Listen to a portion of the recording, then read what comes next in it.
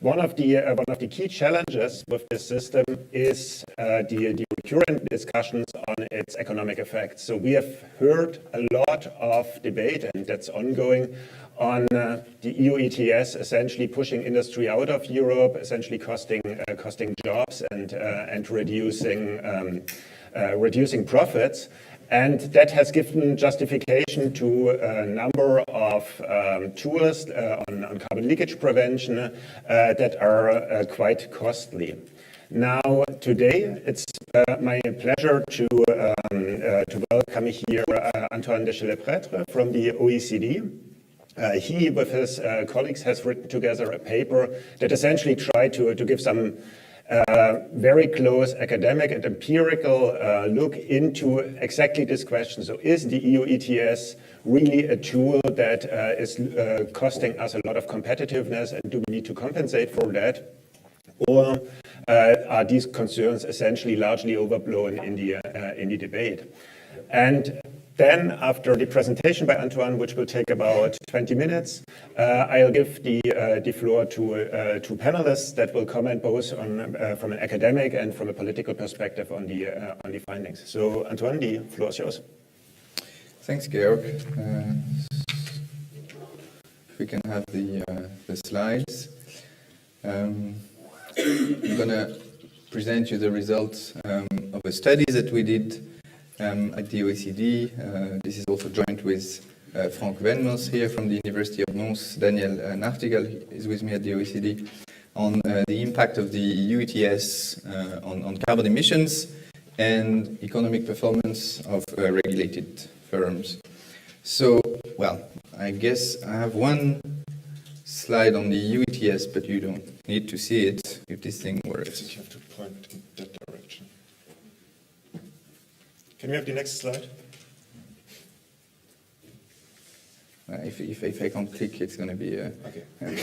Great, so I'm going to skip this slide because you all know what the EU ETS is. That's why you're here. The basic data point then, and the starting point of this, where do I point this?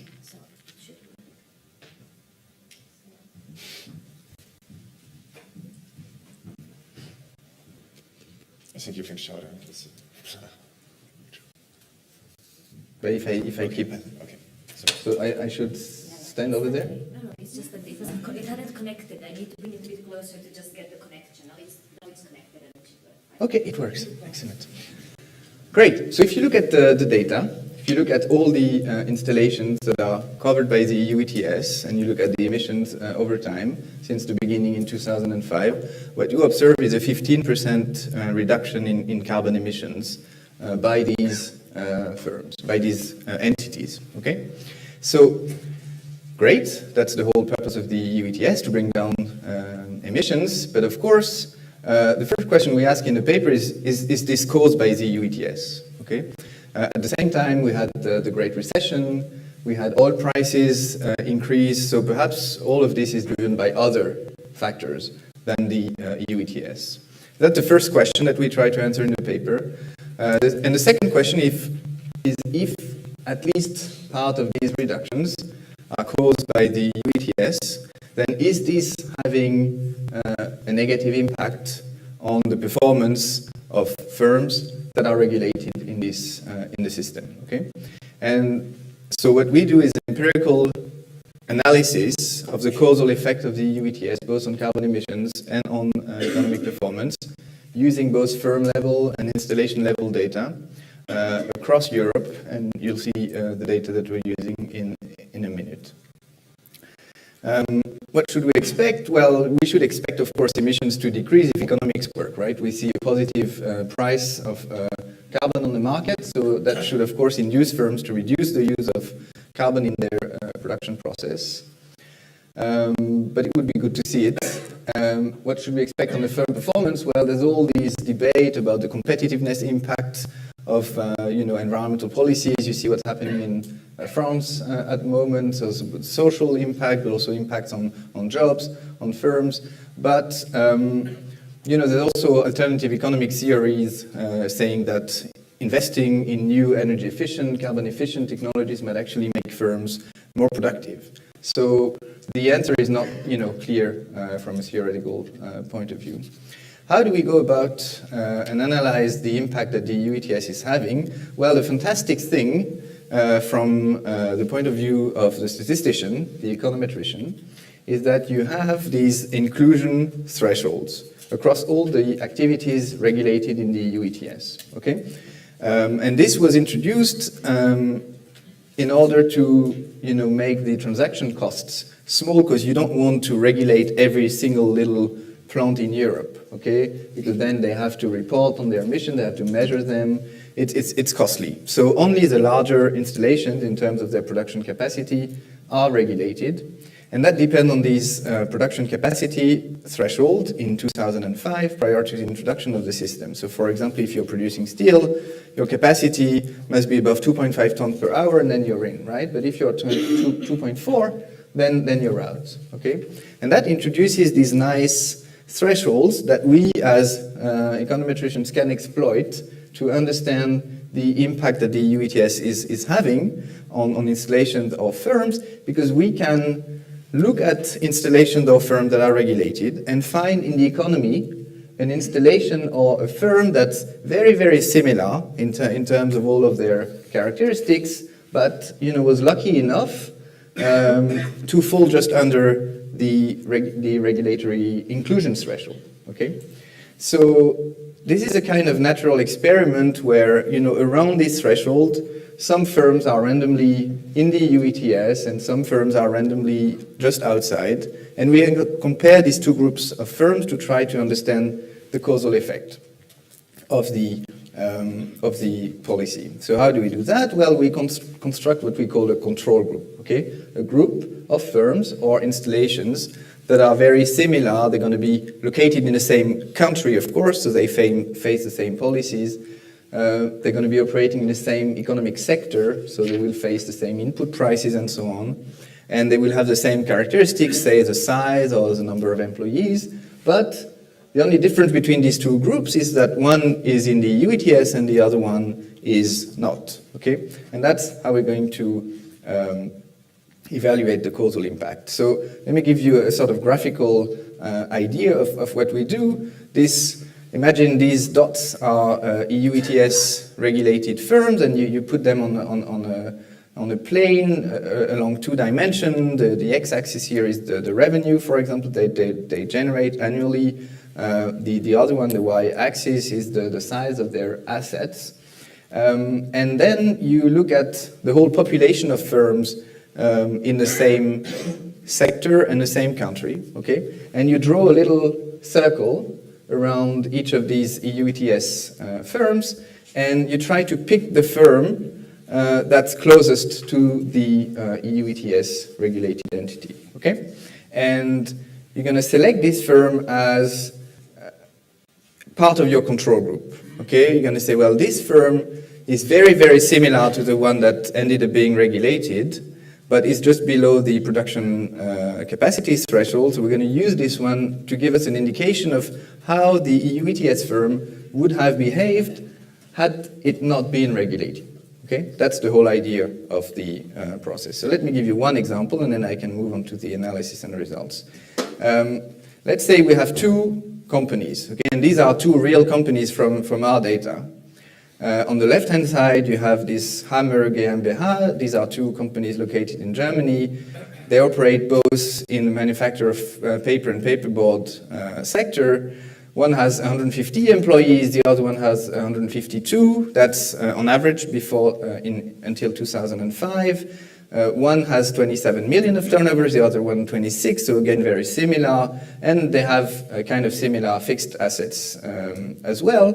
But what happened is in 2005, the right-hand side firm, so Papierfabrik Heinsberg GmbH, got regulated, okay? And the other one didn't. Why the difference? Sorry? Why the difference? Yes, so the one on the right-hand side possesses one installation that is above the production capacity inclusion threshold to be in the EU ETS, and the other doesn't possess such a facility.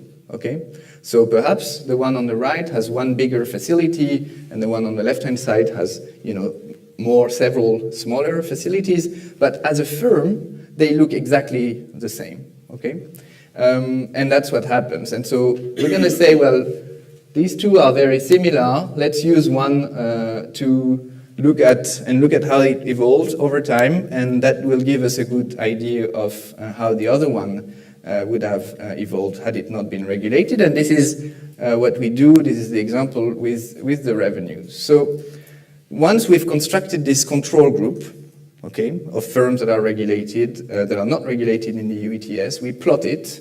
And the red line here is the EU ETS firms. We look at how they evolve in terms of revenues across time, and we plot it against this control group, the green one. You can see before the introduction of the EU ETS, both are very, very similar, and they're also on the same trend. They have the same growth rate. Statistically, we do lots of tests. They are exactly similar. You can't guess which one became regulated and which one didn't. But what happens is that after the EU ETS was introduced, the two start diverging. And what we can say is, well, if the red firms, the EU ETS firms, had not been regulated, they would probably have followed the path that the green line took, okay, which is our control group. So they would have followed this dotted line, okay? And so the only difference that exists that we can observe statistically among all these dimensions between these two firms, the two groups of firms, is that one is in the EU ETS and the other isn't, okay? So any difference between these two groups after 2005, we say, well, that we can attribute to the EU ETS because this is the only difference between these two groups, okay? And that's what we call the impact of the EU ETS. Okay, let me skip this. So, as I said, we looked at the impact that the EU ETS had on two dimensions, carbon emissions and financial economic performance.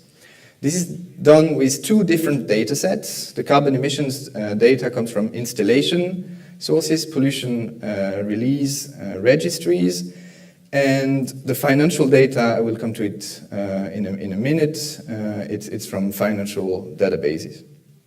On the installation data, the problem here is we have to restrict the sample to 4 countries, okay, where we can actually in the data have both treated, so EU ETS and non-EU ETS installations, because in all of the other EU 27 registries, the reporting threshold to be in this registry is so high that you actually only have the very large installations, okay? So the ones that are in the EU ETS.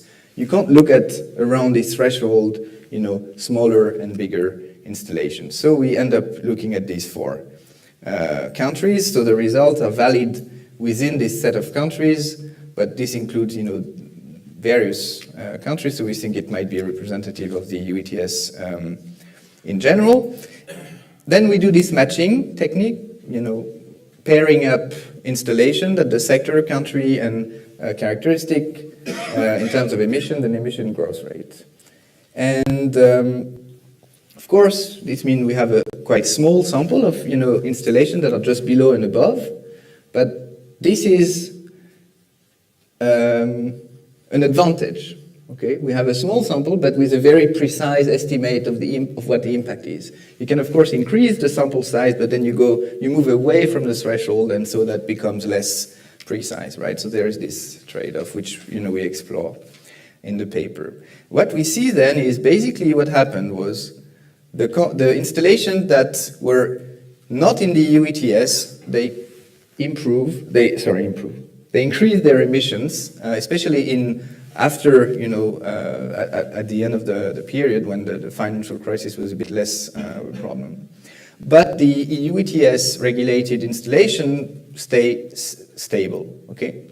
And so with this data, we can then measure this causal effect of the EU ETS on carbon emissions, and what we find is across the whole period, a 10% reduction of carbon emissions by EU ETS regulated installations compared to this counterfactual group, control group of installations that are not regulated but operate in the same sectors, the same countries, and had the same characteristics, okay? So an 11% reduction, that's in line with other studies on specific sectors or countries. And it's, you know, so it means that these 15% total reduction of carbon emissions in the EU ETS, about 2/3 are explained by the EU ETS itself, and 1/3 by other, you know, economic factors, maybe macroeconomic conditions or oil prices, that, you know, also induced some reductions in carbon emissions. And these findings is extremely robust. I mean, you can look at the report, which is now online. The last finding, which is interesting from this analysis on carbon emissions, is that we see a clear statistical relationship between the amount of emission reductions and the free allocations that you receive. So, you know, in theory, this should not have any effect, okay, because each permit has you know, an opportunity cost. But what we see is that it's the installations that received the less free allocations compared to their historical emissions, which ended up reducing their emissions the most. Okay, so as if there was, you know, some behavioral you know, story behind this, which leads firms to treat free allocations not as, you know, an asset that you can sell, but actually as a sort of standard where you say, well, you know, if I have enough permits to cover for my emission, I'm not going to make any effort, which, you know, from an economic point of view doesn't make much sense, but that's we observe, and that's also what Franck found out interviewing many of the installations that are in our sample. Moving on to the impact on firm performance, we do exactly the same analysis that I presented before, except now we cover the whole of Europe. Okay, we're not restricted by this emissions data that's available only from these emissions pollutant registries. So we cover the whole 31 countries that are in the EU ETS. We define an EU ETS firm as one that operates at least one EU ETS regulated installation. We match all of this with this financial global database that we have at the OECD. Then we do this matching analysis, again pairing up firms, you know, coming up with a control group, and we end up with a sample which is much larger, of about 2,200 firms. Again, you know, by definition of this exercise, you can't include the very large firms. Okay, so EDF in France is in the EU ETS, obviously, but there's no firm in France that also produces electricity and that is as large as EDF that we could use as a good control. Okay, so the results are valid for a set of more medium-sized firms, right? Because the very, very large firms, you just don't have any comparators. So it's important to keep this in mind. Okay. And then we do all of what I've said before. We compare the two groups, run some, you know, econometric regressions, and come up with what the following results. What we see, and I don't need to show all of this because I think I'm running short of time, and Georg is going to start kicking me, you know, under the table. What we find is no statistically significant impact on the employment of these firms. Okay, so we find an increase of employment at EU ETS regulated companies, but it's not statistically different from zero. Same for profits. So we find that EU ETS firms seem to perform a bit better than the control group. But again, it's not, you know, different from zero, but certainly we find no evidence that they get hit, okay? And what's very interesting is we also have actually very strong evidence that EU ETS regulated firms perform better than this control group in terms of the revenues that they generate and in terms of their investments. So they invest more in their fixed assets. The revenue, we don't know if it's because they sell more goods or they sell these goods at a higher price. We don't have that information. But we know that in terms of the turnover, it increases by 8 to 15%, depending on which specification, and same for assets. And this, investment, which is induced by the EU ETS, is totally in line with previous findings of, for example, the studies that I wrote, which showed that the EU ETS induced firms, participating firms, to increase their filings of low carbon patents by about 30%. So there is this clear, induced innovation coming from the EU ETS, which could also translate, of course, into investment in, energy efficient assets, for example, technologies. Yeah, this is actually extreme. You have to trust me or, read the report. But this is extremely robust. I mean, we've tried to kill these results for about 1 or 2 years now, and never managed to do so, despite all our efforts. What are the explanations? One explanation for this, increased revenue is the free allocation. Could it be that we're just looking at, cost pass-through with free allocations? So you get the permits for free, but in fact you manage to pass through some of the costs that you're not even paying. It's possible, but it could only explain up to 20% of the effect on revenue. So the other, possible story is a story where we see some actual, productivity improvements coming from these investments, in particular in energy efficient technologies. We do, for example, have evidence that this stronger effect on revenue and also on employment actually is observed for firms that reduce their emissions the most.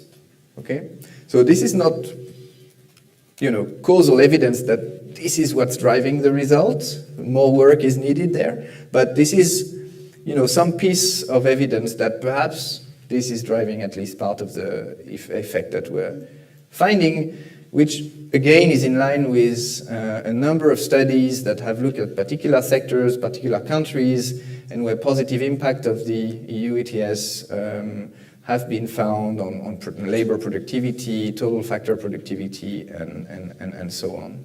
All of this literature is reviewed in the report, by the way. Okay, let me conclude. So the EU ETS, according to our study, seems to have reduced carbon emissions modestly, 10% in the first 10 years or so. Actually, we stopped in 2012 for the emission in the first 2 phases. But it's in line with the modest price on the market. It's not extremely surprising because we have a positive price, so we should see some reductions, but it's good to confirm them. But I think the key result is that this is happening at no cost in terms of competitiveness that we can observe. Okay? I'm of course happy to be proven wrong, but this is the largest scale study on this topic. No study has found competitiveness impact on specific sectors, specific country. We confirm this with the large-scale analysis using the best techniques that we think should be used to analyze the causal effect. And we even have some evidence that the EU ETS might be improving the performance of regulated firms, which is very interesting. Of course, it would have to be confirmed by other studies, but it's, I think, a very important result. And in particular, we show that it has incentivized investments and low carbon innovation that was shown before. Now, there's 2 questions that are left, and perhaps we can address, talk about them in the discussion. One is, what is the drivers? I tried to provide you with some ideas, but we lack a lot of data to precisely answer these questions. What's happening? Is it really productivity improvement? Is it cost pass-through? Is it other mechanisms? We have some ideas, but we're not certain. The second big question is, of course, this is work done using past data. Okay, empirical policy evaluation uses past data. The question is, how can this inform us of the future? Okay, what will happen when the price goes up? And of course, you can have completely different impacts if the price is 100 euros a ton. Obviously, we don't know. maybe not. I mean, there's no reason to believe one way or another. The thing is, this is valid for a certain price level, a certain period, and of course, I just want to, warn you that things could, of course, be different if market conditions changed dramatically, obviously. So I'm going to leave you with this. The report is online. You can download it from our website. I should have included the link there, but we will make it available on the Bruegel event webpage as well. So thanks a lot for your attention.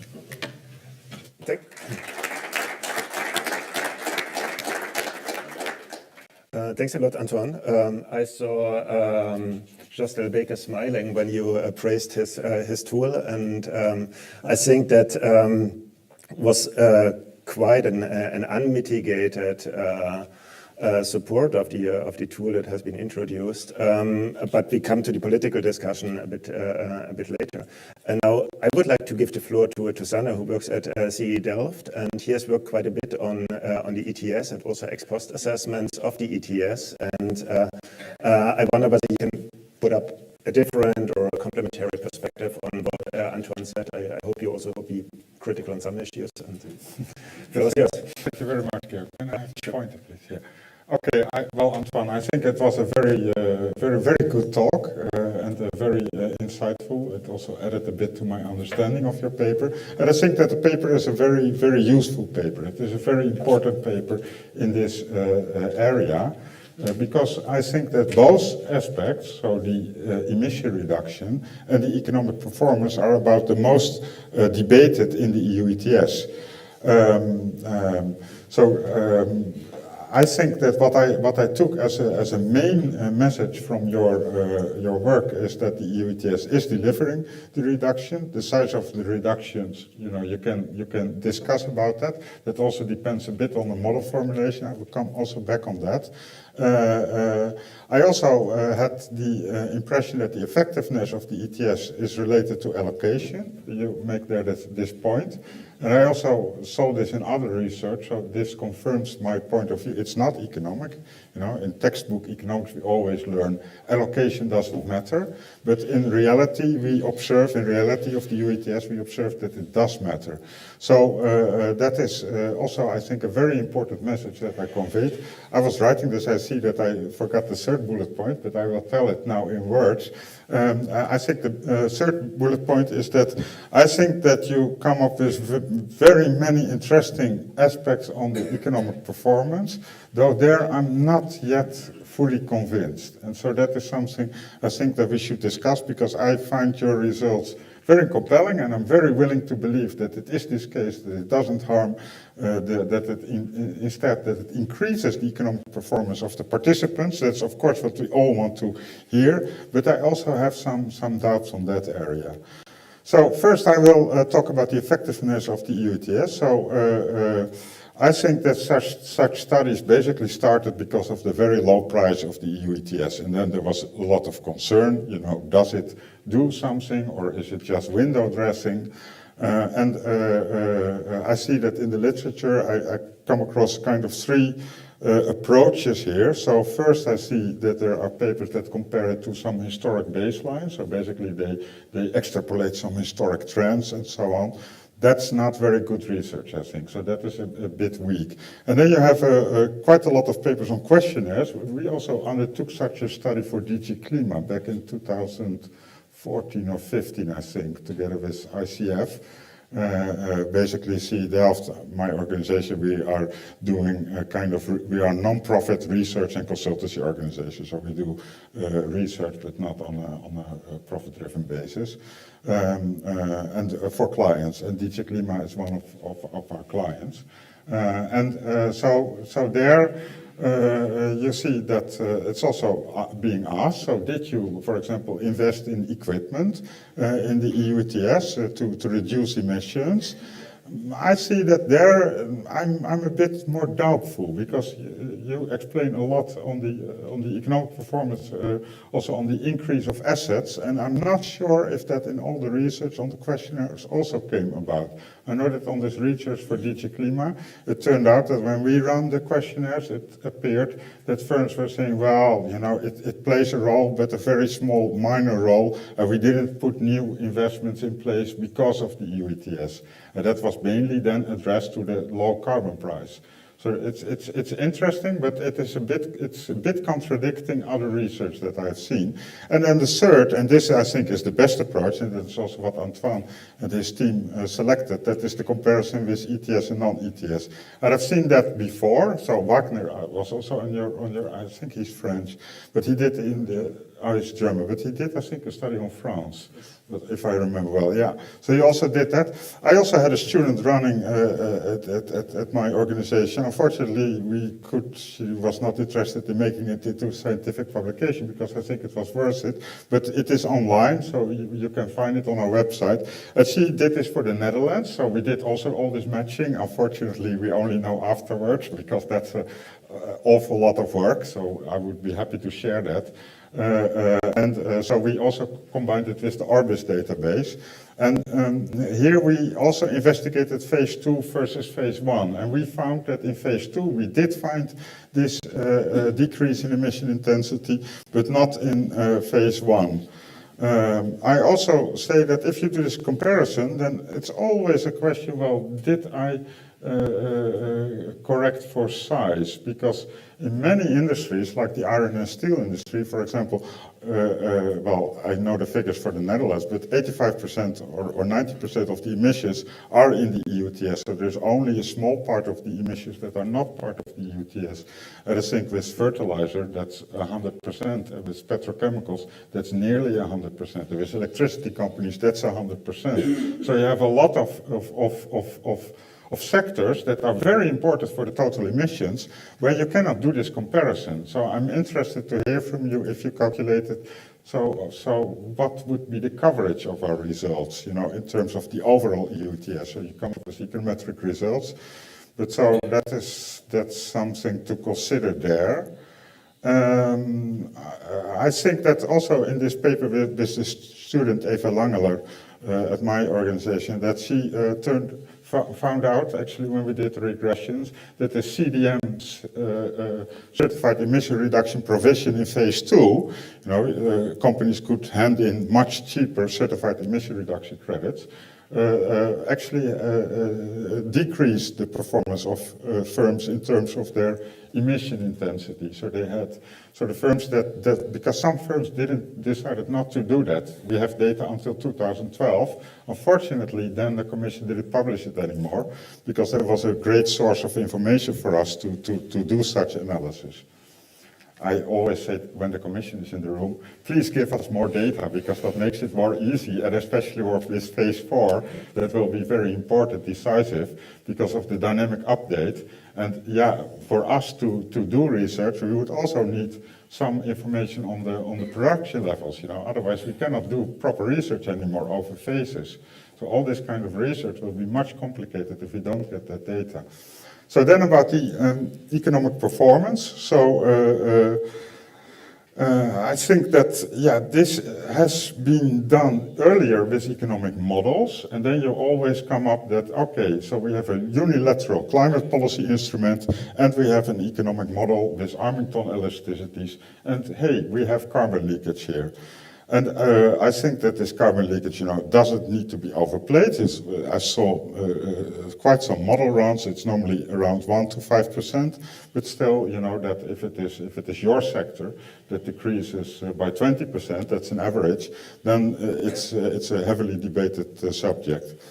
I see that your study, that turnover and assets were kind of positively correlated with the ETS, or explained by the ETS even, you could say. Profits, employees, and the other ones not.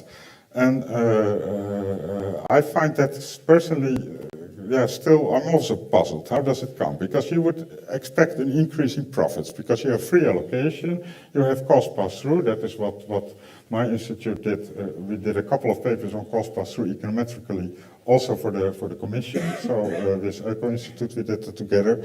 And so there we always found quite compelling cost pass-through rates of even higher than 100%. That can be explained. That's a difficult topic, but I can explain it. That you can explain also economically by the fact that the marginal firm is less efficient than the average firm, and then you get higher cost pass-through rates. I think that one example of explanation that is not mentioned in your paper, and I don't know if cement production was included as a sector, but here we have Ponsard. He has, I think, quite good research he did on showing that this EU ETS actually included an opportunity benefit of production. So because of the EU ETS, cement producing firms would produce larger amounts of output so that they would stay above the production threshold. Yes, you have a 50% threshold in production. If you go below, you will get less new free allowances. And that is kind of would explain this increase in turnover if cement production was in your sample. If it is not, it would not explain it. Yeah, and what I already told you, that these fixed assets, I'm not so sure, because I did not see this in those questionnaires. I heard that you also did questionnaires. I may have overread it in the paper. I didn't come across it. Not in the paper. Okay, yeah. That's interesting also to know if you had information that they did invest, these companies. Yeah, so you had. Yeah. Yeah. Now or after? Later? Okay. So I also want to say that so still, like in the Netherlands at this moment, it will be published today or tomorrow, we've done quite some discussion on a national CO2 tax. And then the same principles comes, it harms production. And what I did is that, well, actually, it always assumes that if you do such models that the rest of the world is doing nothing. And if you start to correct for that, and here we started to correct for the Netherlands for the cost price difference between 4 countries, so the Netherlands versus Belgium, France and Germany, on electricity and gas and profits. That was the only 3 things that we took into consideration. And then it appears, if we put that in a partial equilibrium model with Armington elasticities, the Armington elasticities would already halve by only taking the level playing field prices between these 3 countries. So if if the Dutch industry is running full capacity, which they do, then they, at the moment, they have advantage from the different price structure with other countries. And I think such analysis would also be very interesting to do it at the EU level, to simply compare, because always it is assumed that the rest of the world is not doing anything, and that is simply not true. So the rest of the world is also putting on their climate policies, and that could also explain that the competitive disadvantage from European industry is not that much. So that's I think what I wanted to say. I think it was very helpful, essentially, confirmation that you would also agree that a lot of the carbon leakage concerns are to some degree over-exaggerated in the debate, which confirms what Antoine is saying. Maybe now to the policymaker. Beatriz Yordi is director at DG Climate, and she is the one that is now responsible for the ETS. And what do you take from this research? Well, first, thanks a lot. Am I shouting too much? No, it's okay. So thanks a lot for the invitation. It's fantastic to see this dialectica debates. First clear conclusion is that we need academic society and academic good group to support policy making. This is clearly a must. So we have been working together and with all the good brains in analyzing the impacts of tax, the impacts of ETS, the carbon leakage, the competitiveness, international arena. But first thing is highly welcome, and thanks a lot to Antoine and co-authors for the study. Thanks a lot, Sanders, for this dialectica exercise. As I said, it's very rich.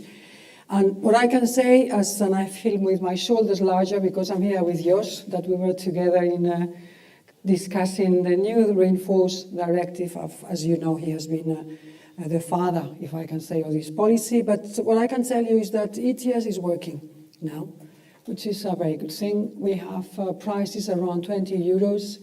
We have been reinforcing the directive and we had a natural answer from the market. So the market stability reserve that is compensating the inflation and is compensating the CDMs and the crisis. That's, and I take good points of my homework. That's, and we try, believe me, to be as the more transparent that we can. But of course, you have sometimes data protection issues. But I take good point of the homework. So MSR, the market stability reserve, will be in place, and there's a kind of psychological effect in advance. We are, and as you know, something that it was also put on the table, that is a better adjustment to production. So we have a smaller, this dynamic, that I think is a positive thing, that you don't have these big thresholds for adapting your production. In the carbon leakage and free allocation, that it was over-exaggerated. So you have a point. I think you have a point. Of course, I think that the measure is important, that we need to we have an important industry, and the industry is working in a world. Believe me that day before yesterday, I was in a big panel with the cement industry. Some of them and some are really in a path of decarbonizing, not yet big sector as a whole, but it has the 2050 roadmap that is highly welcome. But I was next to our colleagues in trade, and when you hear the numbers of anti-dumping problems, trade problems in the world, and the work that Commission is doing, you see the carbon leakage proportion debate there, because it's a much more. So I think it was a very good idea, the free allocation and the carbon leakage. I'm missing, and I ask also the Economist to study the effect of liquidity in the market, because this also has an effect in liquidity, and I leave this to the Economist. I will not dare to analyze that. But I think it's a good measure to compensate wild competition of our industries. True that the rest of the world is doing something, not as far as we would like, and our colleagues in Katowice, you know that stakes are high and the discussions are difficult there. So, but it's true, we are not alone.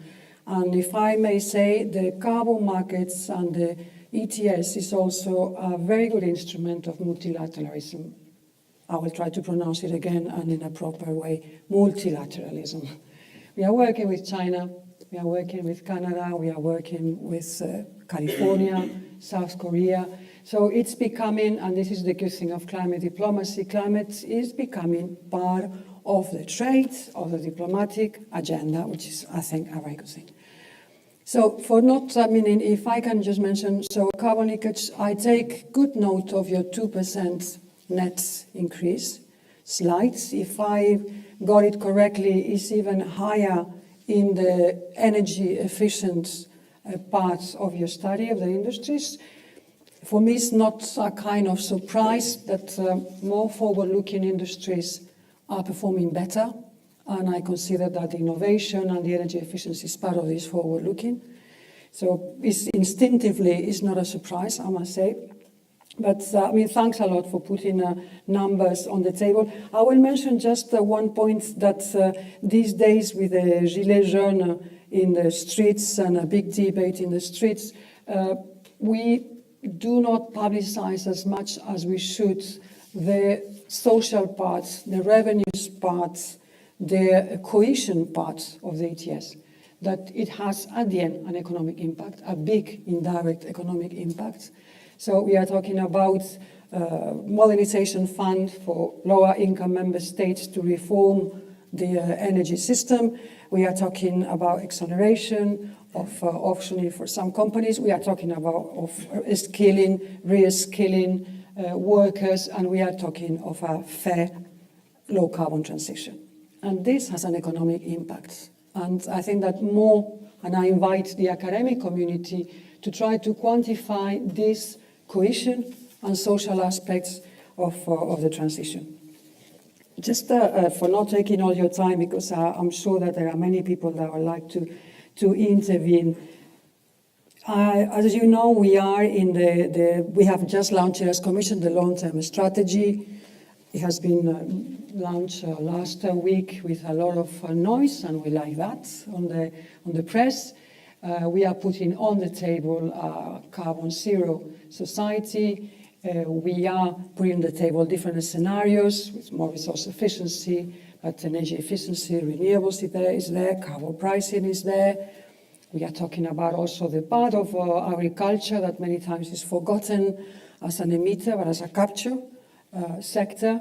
So we are putting all the elements on the table. I insist that it's not a legislative proposal, it's a vision. And as a vision, we would like to discuss with you, academic community and others, please. So it will be an active year of debate, 2019, that I would like to see where we go. We are talking about 2050. And just to say that as economists like macroeconomic numbers, and I like them also, even if I'm not an economist, we are talking about that energy bill is in 2015, a normal business as usual will be 2% of the GDP. In a zero carbon, we are talking about 2.8%, which is not wow for shouting or the radical. Of course, we can play there on the different scenarios, and if we are talking about material substitution or upstream innovation, this is another debate.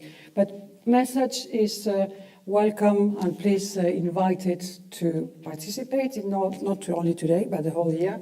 And as you know, our accounting, and this is what we are also giving us as a message in COP, is that we would like to be front runners on the low carbon society or zero carbon society. And we have been working hard in the last years to put the ETS reform, the effort sharing, the renewable energy efficiency, that, as you know, it adds up to a minus 45% emission de facto. But we are putting a large societal debate on the table for the whole year. So highly welcome this study, and criticism, constructive also comments on it. So thanks a lot. Thank you, Beatriz. I would like now to skip questions that I had on extensive margin and assumptions of the cost theorem, but put one question back to the panel before opening the floor. Maybe you can put up one slide, if I may. We've just discussed internally and prepared internally some work on the distributional effects of the emission trading system in the current phase. And what we find there is essentially that on the supply side, you say we have about 100% cost pass-through, so there is a limited impact on capital owners on the supply side.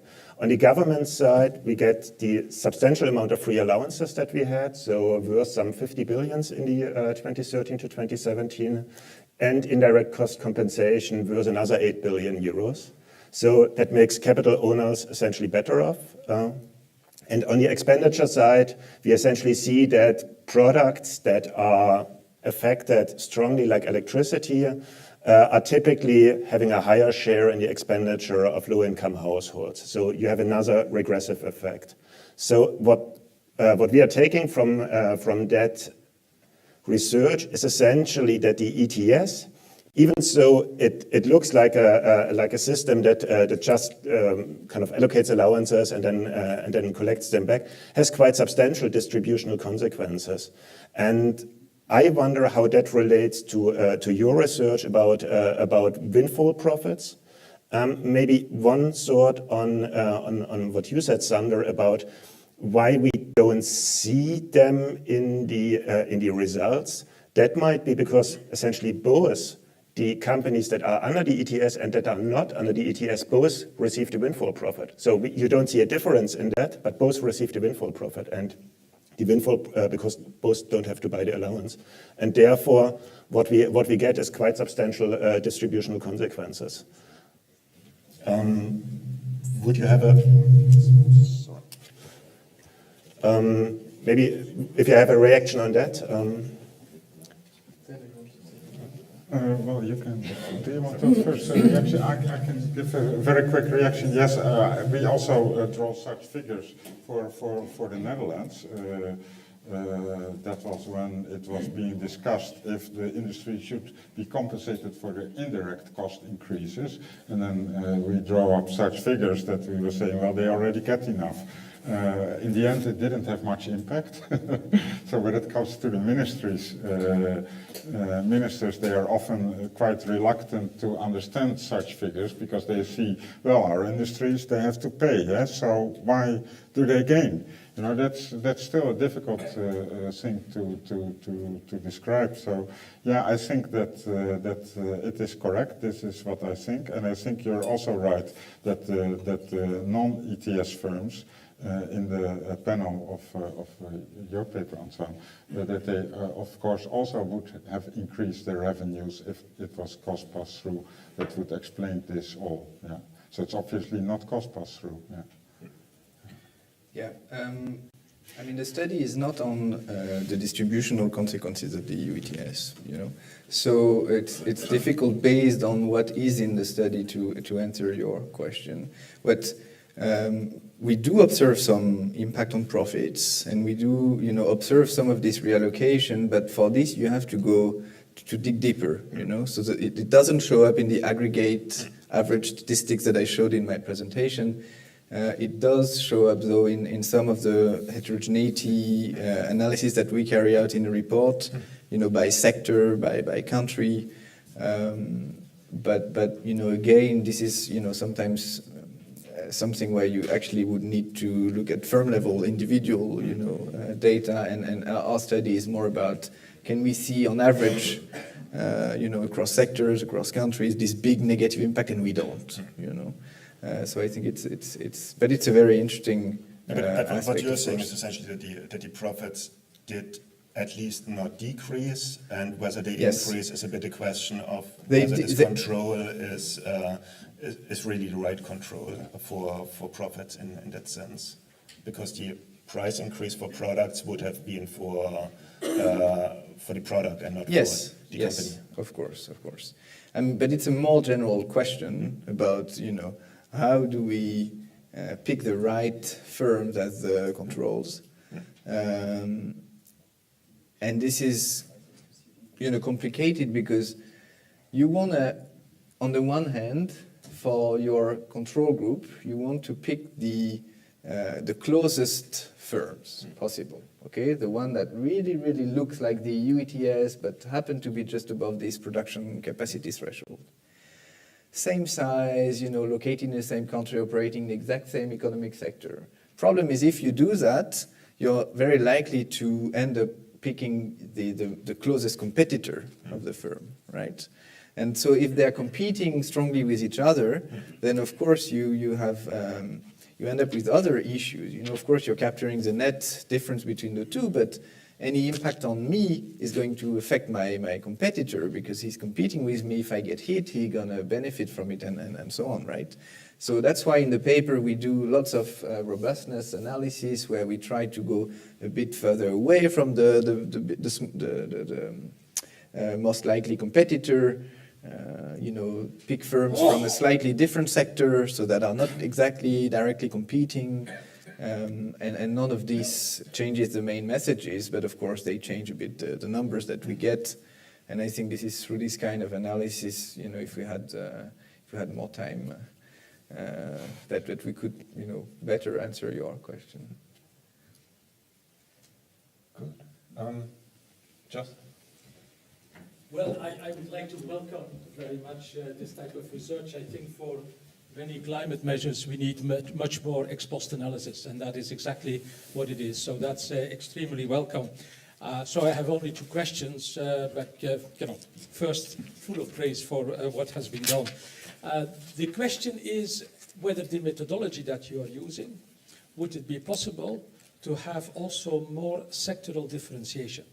Because we know that the power sector, you know, for the comments that you made on allocation, the power sector is not receiving any free allocation, while other sectors do receive free allocation. And in the other sectors receiving free allocations, there are 3 big ones, and all the rest is smaller. You have cement, you have steel, and you have chemicals. And would it be possible to differentiate according to sectors? Because then you could perhaps get deeper into the allocation method used and also differentiated emission reduction results and also perhaps differentiated economic impacts. And related to that, would it be possible to distinguish also, in particular for the power sector, the impact of other regulations, say on renewables, which has been a matter of debate. I think the debate was wrongly headed as if there was a contradiction between ETS and renewables, which is ridiculous. But they could have incentivized carbon reduction in a different manner for the power sector. And that would be very useful to dig deeper into that, in particular now that the subsidy schemes for renewables are disappearing and the carbon market is coming up. So for the future, that could be a very important question. And then on the distributional effects, I fully agree they are very important. But for us, and Bea knows that, and I would like to echo what Bea said, the distributional question has been between member states, more than between companies. And that was the hidden lubricant for the system and entire climate policy to fly, because we have objectives that are differentiated partly, and we have also redistribution mechanisms in terms of allowances for auctioning, in terms of modernization fund, innovation fund, etc. So distribution questions have been of capital importance, and I think that we were very, much pressurized to take them into account, but we did very well in taking them into account. Otherwise, we would never have been able to put up a climate policy without addressing the distributional question from a member state point of view, because they are all very different.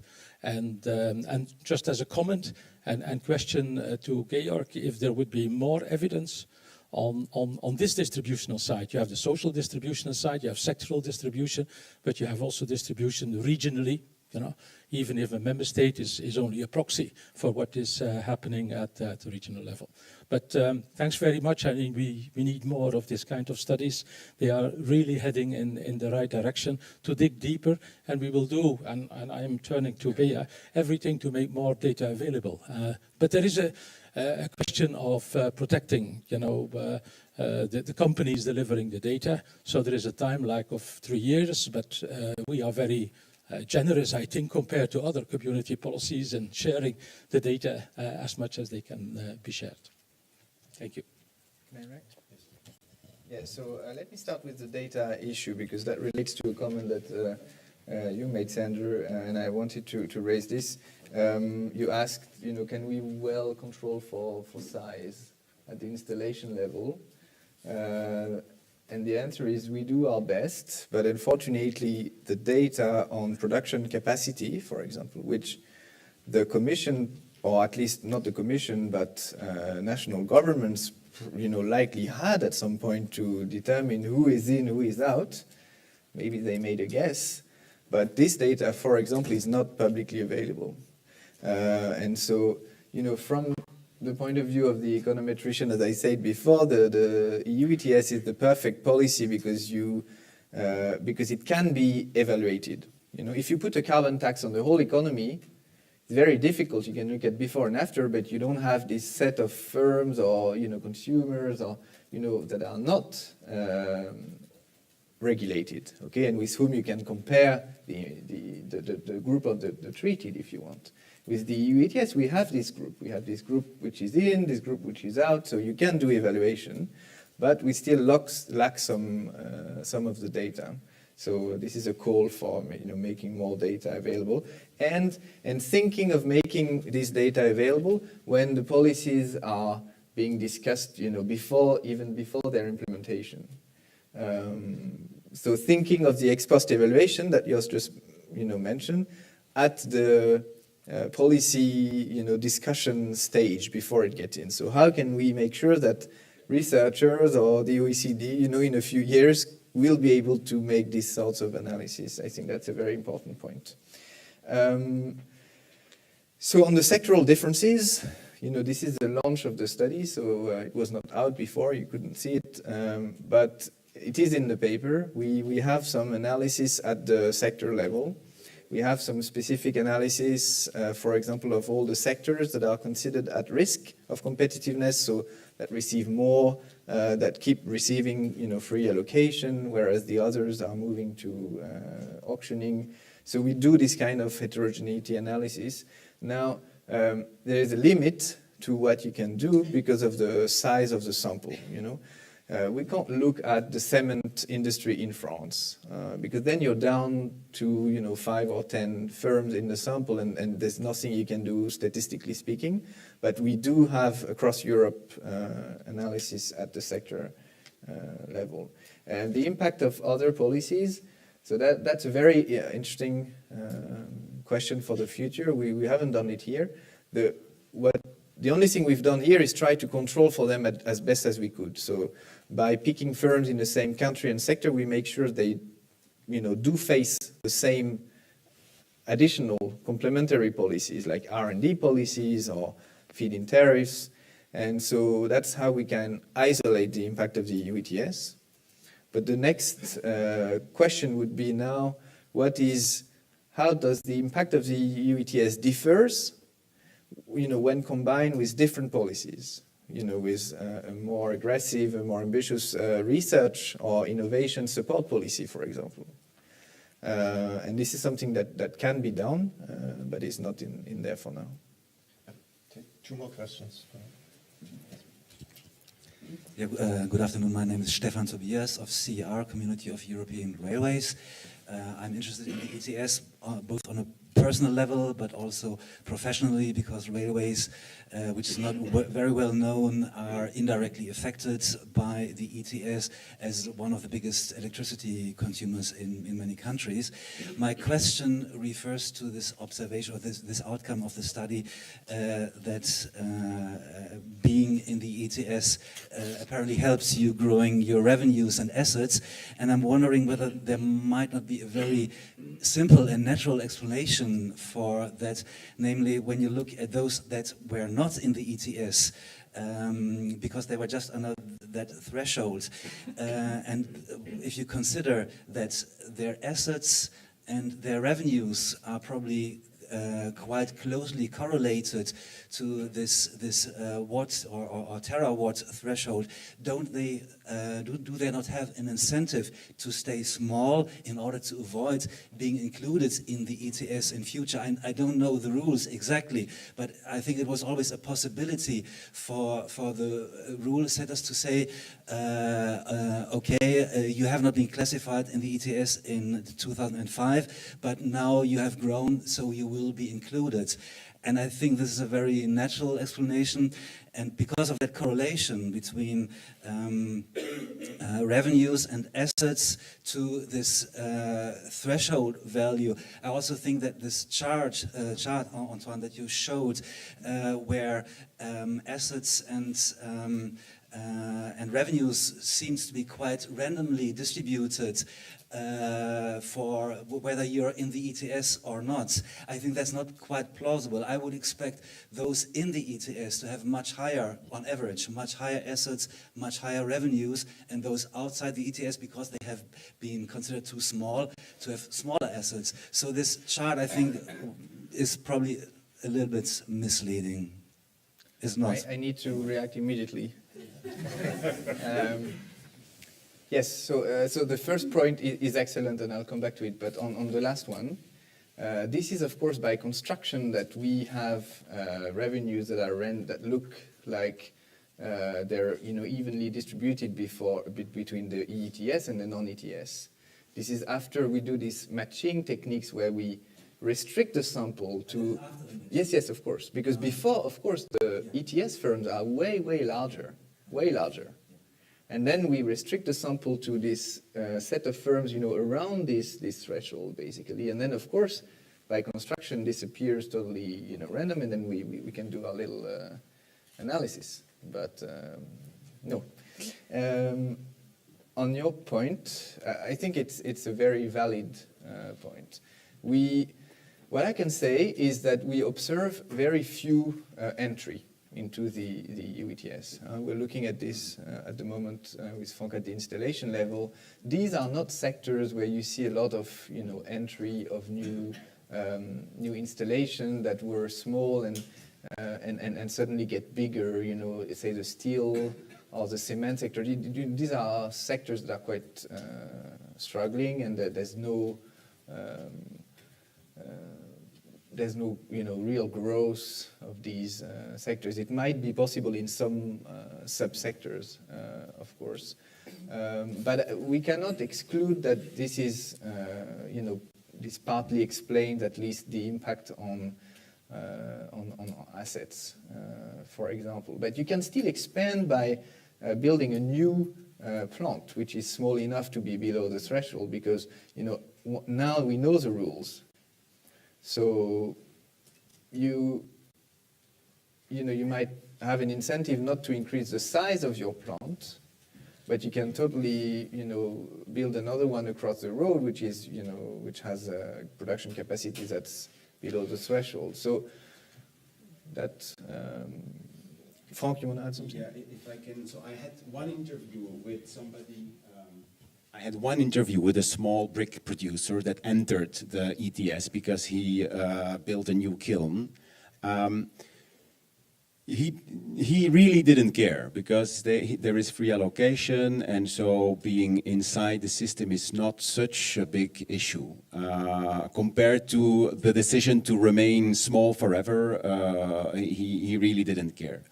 However, I think there might be incentives for those who are in the system to have higher volume because of the way how free allocation is updated. So it has been talked about already for the cement, but this is a very general rule. So the free allocation in the third phase depends on volume in the second. And again, the second phase depends on volume in the first. And so some companies may say, oh, let's not produce too low volumes because that might be not interesting for our future free allocation. There are many theory papers explaining this mechanism and showing the possible effects if companies are completely rational. No, Peter, patiently waiting. Thank you. Peter Boczek with the European Chemical Industry. Very interesting study. Thank you for that. And I can only join into what Jos said about that we need more of that. With regard to the comparison between the populations of plants that you have done, you have ETS installations and you have non-ETS installations. And you come to the conclusion, well, if you look at the performance of the non-ETS, then you can see what would have happened to the ETS installations if there was no ETS.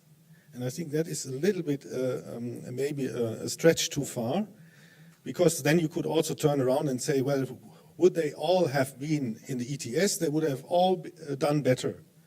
And that is, I think that is a bit positive. I think the reality is somewhere in between, because the ETS installations, they receive free allocation. And in most of the countries that you have shown, many of them will also receive a compensation for indirect costs. That means for costs from the carbon content in the electricity they purchase. That means that the ETS companies might have a slight advantage indeed in comparison to the non-ETS, because they pay the same electricity price in principle, but they don't get compensation for that. So that could also explain a little bit a difference. What would interest us, of course, as a big sector with very large installations, I think we are the second or third largest emitter under the ETS.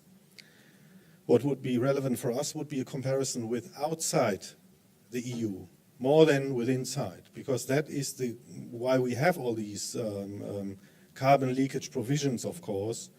We have to look what happens outside of Europe, what does the investment, what does the profitability do with our competitors outside of Europe. And that would be maybe the next study of the OECD, looking at similar installations with similar profiles and products and processes. how did it affect ETS installations in the EU in comparison to outside? That would be a great thing we would definitely support. Thank you.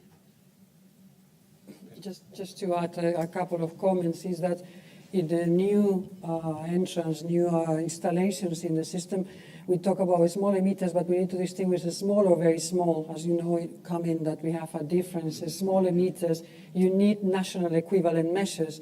So you had another system under your country and you come in the ETS, so there's no jump there. Only the very small emitters are excluded from the ETS, just a clarification. And the second one is regarding to the trains, and it's our colleagues in DG Move are doing an interesting work on comparison of different modes of transport, when, as you know, of course, a train, you have electricity bills, and you have aviation or maritime with clear taxation. So this is also as coming to the debate more and more in Europe with the Gilets jaunes. I come back to that.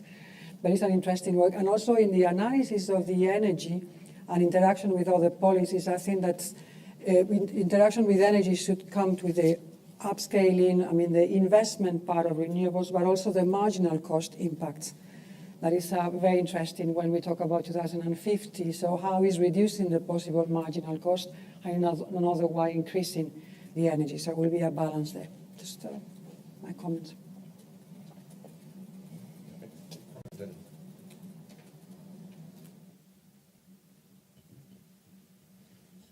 Hello, my name is Kenny O'Donoghue. I represent Eurometal, so non-ferrous metals production, as aluminium, zinc, nickel, etc. As a background, we're very electro-intensive as opposed to carbon-intensive. I just have 3 comments and 1 question. Well, firstly, thanks for the study. I agree with what Peter was saying. The more kind of academia-based studies, the better. My first comment is just on the price used. Obviously, we've had a low carbon price to so far until recently. You know, you're comparing apples with pears when you compare €5 a ton, €6 a ton to what we have today, which is what, €20, 35 cents versus €30 a ton. When I speak of my sector, we've seen at a price of €5 a ton, that's basically 4% of production costs for primary aluminium. When we go to €30 a ton, which is very feasible given what we'll see with the MSR, you're looking at 20 to 25% cost. Yeah, that's a huge difference. So I would just flag that. Second thing you touched on in your study is the ability to pass on the cost to the customer. I can only speak for my sector. You know, I don't have the intellectual capacity to analyze the whole ETS. But for our sector, we're what you refer to as a commodity and a price taker. So that means is you've basically aluminium, there's one price that day. You go to London Metal Exchange, you buy 1 ton of aluminium. The regulatory costs of production have to be embedded in that price. So we cannot pass on any cost to the customer because it's a global marketplace. So for ourselves, this idea that we can pass on the cost to a customer doesn't really exist. Yeah, because we're a commodity, a price taker. Third thing is just on distributional effects, which Josh touched upon. One thing I think will be interesting to follow going forward, as linked to the discussion on 2050 now, there was kind of different pathways analysed, and one of them was this idea of electrification. So we talked about 2 big sectors, especially steel and chemicals. They can try and electrify their process, and that will, you know, we need 2 revolutions. Firstly, industry electrifies, and secondly, power generation decarbonizes. That will get us where we need to be there. But when we look at distribution effects, we really need to look at indirect costs of the ETS and who pays. Because as we know, for the electricity sector, it's regional. For industries such as ours, we're globally competing. And as we decarbonize electricity, the indirect cost of ETS will remain, and we need to find a better solution there. My very last question is maybe just a bit provocative, but we talk a lot about other regions and they face similar carbon costs. Could you give an example of anywhere else in the world where, for example, for aluminium production, they face an indirect carbon cost? So basically higher electricity prices due to carbon. Because we don't see that. We don't see it in places like California. It doesn't exist. Places like Toronto in Canada, it doesn't exist. So that was just my question, because we talk a lot about other regions are coming forward with new schemes. For us, that's great. But today, in 2018, who has come forward with these schemes, and who of the producers outside Europe faces the same cost?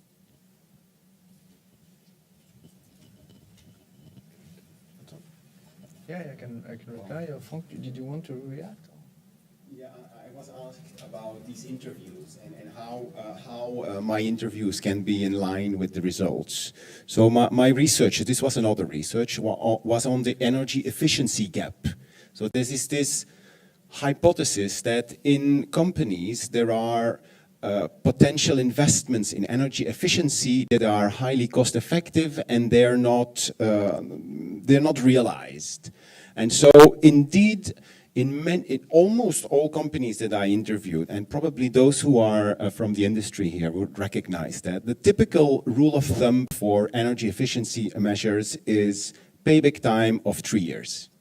4 years, we can still handle it, but 5 years, that's not enough. And that's like a puzzle for economists, because it boils down to, if we don't have 20% return, we don't do the investment. But on average, the return on investments is much lower. And so one of the theoretical explanations to get this observation in theory is that there is real option value. So if you invest, you decrease your flexibility for the future. You have these investments, they're irreversible, and you should take this into account, and therefore this rule can be justified. But it also means that if you're faced with a policy and you don't know how the price is gonna evolve, and you know that innovating towards lower carbon is a slow process, you want to start early. That's also the logic of option value.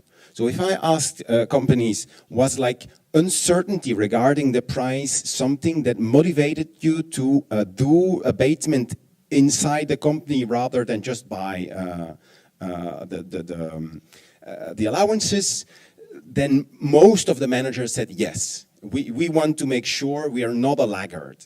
Basically, it creates the risk of being a laggard and the irreversibility of being a laggard in energy efficiency. And so that's why even under low prices, you can see some companies start working more, being more motivated around energy efficiency. And there is a paper, Carraro Di Mario, it's not yet out, but I saw a presentation last week. He looks at the effect of the ETS on how companies move to the energy efficient frontier, and the effect is very big, confirming the storyline I just told you. So that's one of the intuitions that may explain part of the results. Yeah. Yeah, to be treated. Sorry? Yeah, some few reactions to questions. So can we compare the installation with installation outside Europe? Yes, we can if we have the data, no problem. Of course, the issue there is, you're comparing installations that are facing completely different policies, national policies, perhaps input prices and so on. So it would be a different exercise in the sense that you can't really, treat them as a control group of any sort. It's more, can we see, or at least we would have to control very well for the differences in these different regions. But you could, in principle, do this.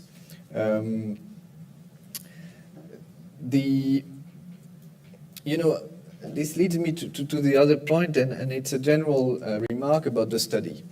In the study, what we do is we really look at the impact that the EU ETS is having on the regulated entities, the ones that are in the EU ETS, that are listed if you go to the registry website as part of the EU ETS, and who have to surrender allowances. But in a sense, everybody is treated. I mean, because many firms have to now pay higher electricity prices, and so the EU ETS is having an effect much beyond this set of entities that we analyze in the paper. And those are not analyzed in the study. So if you're just facing higher electricity prices, but you don't have to surrender allowances, you might also have an effect, and we haven't analyzed this. Okay, so it's partial in this way. It's, of course, it's focused on what is visible, you know, these set of regulated entities and firms, but there could be an effect beyond it which we're not capturing, and which is much more difficult to capture. I don't know what the specific, you know, policies are in place in other regions, in your sector. But what I think is these, you know, the other regions are putting some, you know, policies or measures, and they might not be as stringent for now, but they might catch up in the future. And if you think, you know, that in 10 or 20 years, being the most energy efficient will actually give you a competitive advantage, you know, one question that we have, and I don't have an answer, is, you know, whether the fact that the EU was the first in pushing these kind of policies, you know, is actually good for your sector in this future. Well, you know, because it induces this energy efficiency improvement, which later on will make you a sort of, you know, global leader, having, you know, developed these technologies to face these European policies. That's a question that I would like to be able to answer. There's not much empirical evidence actually on this sort of, you know, first mover advantage and so on. Apparently you don't seem to believe this very strongly, but No, I would just say as a sector, I would say as a sector, kind of what you have is, as I said, you have one price, and we all compete globally to produce it as efficiently as possible. And electricity is 45% of your cost, so we compete to be as efficient as possible. And that's not linked to ETS, it's not linked to regulation, it's linked to cost. So that's why we will do it like that. So that's what I would say. That's reason inherent incentive to be energy as efficient as possible.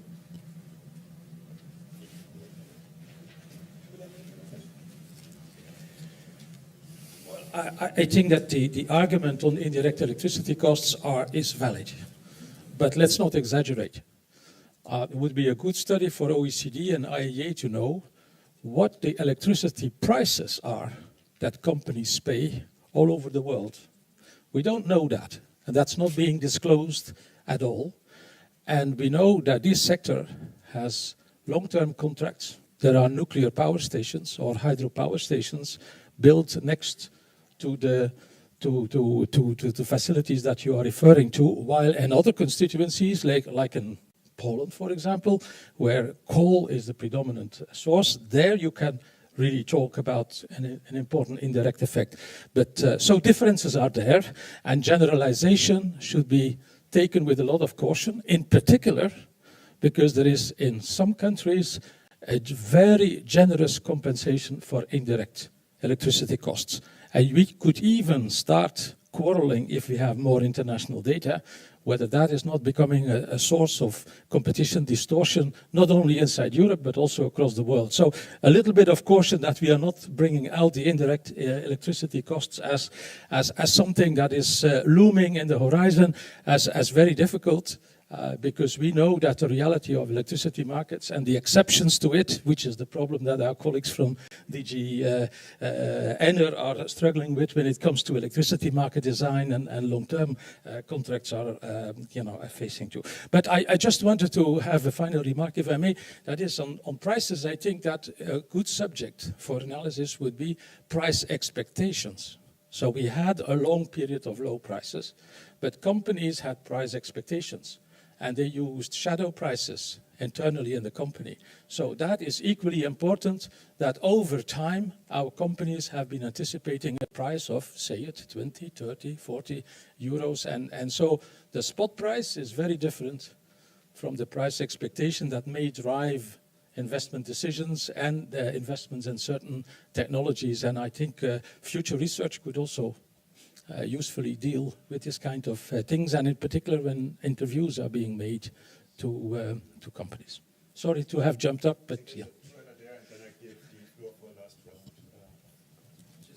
I'll be short, but just a very quick reaction on the indirect costs. It's true we have different electricity markets all over Europe, but sorry on that. So, for example, if I compare aluminium production. You have aluminium producer in Iceland or in Norway. We have a member from Norway here, from Norsk Hydro. In Norway, it's hydro-based electricity, that is true. But we pay an indirect carbon cost based on the marginal. We all know electricity markets is the marginal pricing scheme, and the cost is based on the marginal. So in Norway, you pay usually based on Danish coal. The pass-through rate, and according to the Commission, is 0.76. What that really means is that for every €1 increase in the ETS price, there's a 76-cent pass-through rate in the electricity price. That's in Norway, and that's to do with the electricity market dynamics, okay? In Iceland, you have no indirect carbon cost. I'll acknowledge that because it's not connected with the European grid. So even when you have largely decarbonized electricity, given the electricity market dynamics and the margin pricing scheme, you still face a high indirect cost. So that was just something I just wanted to correct. But you don't know what a company costs, the electricity costs are to a company. I mean, these are all averages, etc., etc. So that's well kept secret. Consumer. I think we give a last round to the panel, and then we can discuss bilaterally to stay in time. There are 2 points that I would like to raise at this moment. First, on the cost pass-through.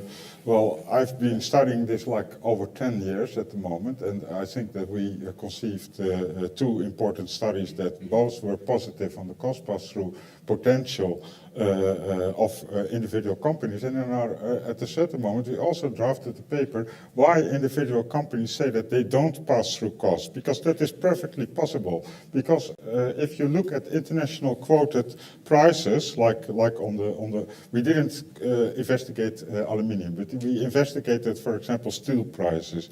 Then we figured out that we could trace their components of CO2 prices in these international quoted prices. So it is very likely, I would love to study this for the aluminium sector as well, that in the London Metal Exchange, this price quotation already contains a CO2 cost component.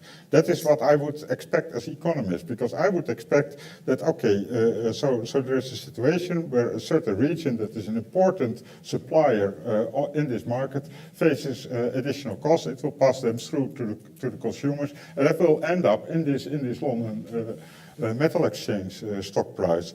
So, and indeed, companies in Iceland, they will get a windfall profit from this. So that is the question. You know, is it unfair that they get a windfall profit? Should we correct for this? That is a kind of a discussion. But to say, well, it is not in the price, I investigated the weakest point was on cement prices, and there it's very difficult because these are not internationally quoted. So then you get a kind of constructed price index. So that is my thought that I give to the floor, and I'm sure that the definite answer will not be said on this, and it will not be said today. So we will continue with that in the future, I think. And then the other thing I would like to say to Frank, so I'm very interested about your interviews, so they figured out this, well, companies did take into account the ETS, and they were even acting a bit proactive, and that is interesting, because I also see, and I think that it's also because these were investigations that were done recently. And when we did our research on questionnaires, that was in 2012 or 13. So that's quite a long time ago. And I see indeed that within companies, I see that there has been a change in attitude towards carbon pricing. I know that many companies, like Unilever, for example, they have a carbon price internally of €30 a ton, and that has to be figured out in investment decisions. Otherwise, you cannot get approval. There are many more companies that have such a strategy that they have an internal CO2 price. So probably it's also that times have been changing, you know. So I fully believe your results, but it's interesting because it's like 5 years ago, they wouldn't say that it was important. Yeah. Just my conclusion is we need an academic debate. It's a very sign of a very healthy society. Second, ETS is working, and the new phase is ambitious, and it's accurate, like in areas like production, challenging and forward-looking, like the innovation funds. So it's working with a more ambitious quota reduction per year. Third is that ETS is, I insist, It's a very good instrument for multilateralism. We have more than 75 countries in the world with CO2 price signals, more than 75. And of course, different level of ambitions and different level of internalization, but this is the reports we get from the NDCs from Paris. We are in the times of the COP, so we need to be serious if it's just a song on a music or we really want a forward-looking society. So these long-term signals are very important. Engagement with the industry is key and with the whole society. So very interesting times, this 1 year devoted to long-term strategy. Yeah, you say the ETS is working. Certainly, it's not been the disastrous impact on the industry that some were, saying before it was introduced. I think that's what this report shows very clearly, and it's also improving. I think by constantly learning from not only this study, but Georg did some work on the EU ETS. Many other academics are working on this, and I think this is a beauty of this system, which is that it's constantly evolving and tries to take these results into account by moving away from free allocations based on grandfathering, for example, which I think was critical from a political acceptability perspective at the beginning, and now it's moving away. So I like this feature, this flexible feature of the EU ETS. Just want to conclude by saying that I was the first to be surprised by the results that we find. So we did not expect them, which is why we spent so much time trying to destroy them with no luck. But I take a lot of reassurance from the fact that the few industry representatives that were in the room today didn't jump and say, hey, no, it's all wrong, the ETS is destroying us, and we're not reducing any emission at the same time. So I take we didn't get it totally wrong. Well, okay, so thank you again very much, everyone, for being here today. Okay. And I would like to close by saying that what I find impressive about ETS debates is that it's compared to other fiscal instruments, it's still a relatively small instrument. And if you look into the academic literature that is out there, into the bright minds that come to such discussions and present and discuss in this room, it's quite impressive how much attention is being paid on this very instrument. And I think that shows that Europe did a big service by proposing and promoting such an instrument that is now in some other legislations are essentially benefiting from all the research that has been done around that. And with the constant improving of the ETS and the academics following when they get this data 3 years later to assess the whole thing, I think we can continue to move forward. Thank you all for coming here, joining us for a debate that switched between technical and political issues. And I hope to see you soon here again at another event on energy and climate. Thank you very much.